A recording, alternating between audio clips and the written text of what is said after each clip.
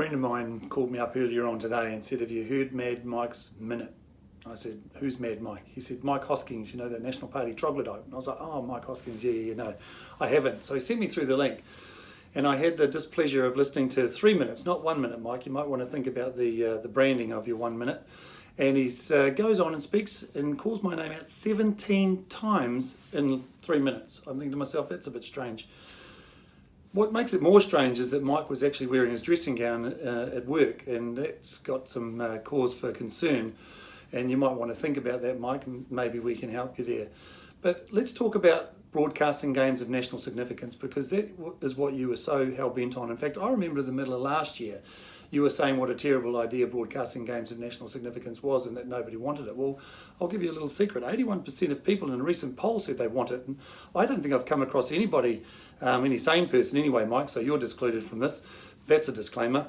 That think that it's a bad idea. They think that we should because we used to have it. And like you make mention that other countries around the world do, but of course it's affordable for them because they've got bigger populations. Well, guess what? Production costs are a lot smaller when you're dealing with less people. So it's relative.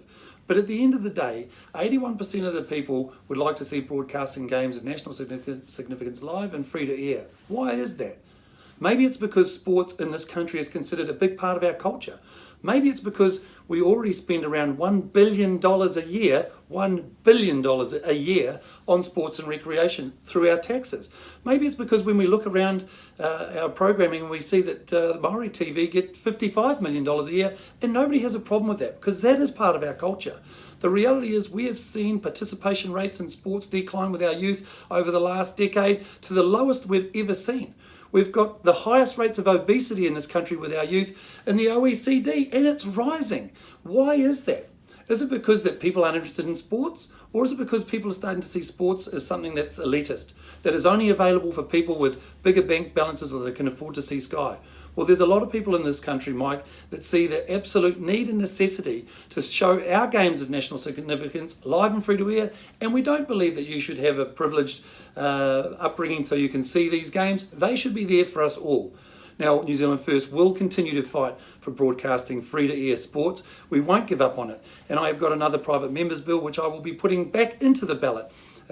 Slightly modified, of course, because it's got to change slightly to ensure that we can get that voice through. Right now, this new government, after its 100-day plan, is working on labour and industrial relations. We're working on law and enforcement, and we're working on making sure that we've got affordable houses. I have to say those are big priorities for this government, but that's not to say that broadcasting games of national significance isn't important. And just keep being positive, mate. People out there love hearing you, but cheer up.